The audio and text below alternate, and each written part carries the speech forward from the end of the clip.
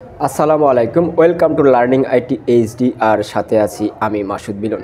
আজকে আমরা শিখব কিভাবে মাইক্রোসফট এক্সেলের ওয়ার্কশিটকে পাসওয়ার্ডের মাধ্যমে প্রোটেক্ট করে রাখবেন। চলুন তাহলে স্ক্রিন থেকে দেখে নিই কিভাবে সেটি করা যায়। তো আমার কাছে একটি রেজাল্ট শিট রয়েছে, আমি এই রেজাল্ট শিটটাকে প্রোটেক্ট করব। এখন কেন প্রোটেক্ট করব? কারণ এই কারণে প্রোটেক্ট করব যে আমার অবর্তমানে আমার এই ওয়ার্কশিটটাকে যেন কেউ কোনো কিছু পরিবর্তন করতে না পারে, যার কারণে আমি এটা সিকিউরিটির কারণে আমি কিন্তু এটাকে প্রোটেক্ট করে রাখবো। আমরা জানি যে এক্সেলের যে কোনো কিছু কিন্তু খুব সহজেই আপনার পরিবর্তন করা যায়। যেমন এখানে আমার মার্কস, যেই মার্কসগুলো দেখতে পাচ্ছেন, এখানে কিন্তু যে কোনো মার্কস যে কেউ সহজেই পরিবর্তন করতে পারে। এর জন্য কিন্তু ফর্মুলার আপনার কোনো কাজ করতে হবে না। যেমন এখানে দেখুন 4.1 রয়েছে, আমি যদি এখানে 70-এর কাছে আমি এখানে 90 লিখি, দেওয়ার পর আমি ইন্টার দিলাম, দেখুন এটা কিন্তু চেঞ্জ হয়ে গেছে। 4.1 ছিল, এখন 4.2 হয়ে গেছে। তো এই কাজটা করতে কিন্তু আপনার ফর্মুলা জানার প্রয়োজন নেই, এক্সেল জানার প্রয়োজন নাই, অন্তত এটুকু ধারণা সবারই কিন্তু থাকে। তো যেই কারণেই এটাকে প্রোটেক্ট করা যে আমার অবর্তমানে যাতে এই কাজটিকে অন্য কোনো শিক্ষক করতে না পারে, তো তার কারণে আমি এটাকে প্রোটেক্ট করব। ঠিক আছে, তো প্রোটেক্ট করার জন্য আমরা প্রথমে হোম মেনু থেকে এখানে আমরা ফরম্যাটে আসব। ফরম্যাটে আসার পরে এখানে প্রোটেক্ট শিট লেখা আছে, আমরা এই প্রোটেক্ট শিটে একটা ক্লিক করব। ক্লিক করার পরে এখানে আমরা একটা পাসওয়ার্ড ক্রিয়েট করব।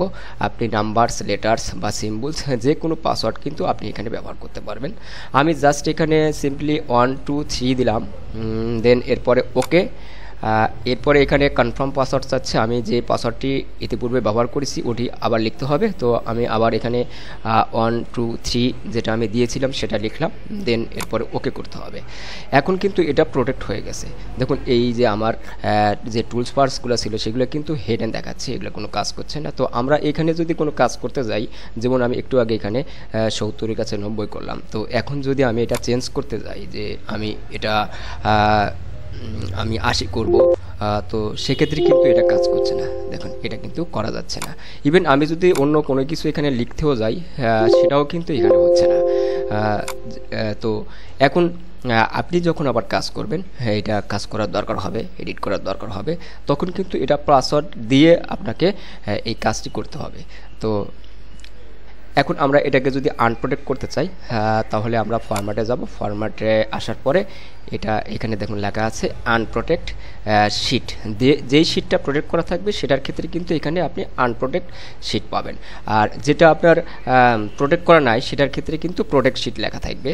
তো যেহেতু আমার এটা প্রোটেক্ট করা আছে, আমি এটাকে আনপ্রোটেক্ট করব, যার কারণে আমি এখানে আনপ্রোটেক্ট শিটে একটা ক্লিক করলাম, দেন এখানে কিন্তু পাসওয়ার্ড চাচ্ছে। তো যেই পাসওয়ার্ডটি আমরা ইতিপূর্বে দিয়েছিলাম 1 2 3, সেই পাসওয়ার্ডটা কিন্তু এখানে দিতে হবে। আমি এখানে লিখলাম 1 2 3, দেন এখন আমি যদি এখানে ওকে করি, এটা দেখুন এটা কিন্তু হাইড করা ছিল, এগুলো কিন্তু অলরেডি চালু হয়ে গেছে।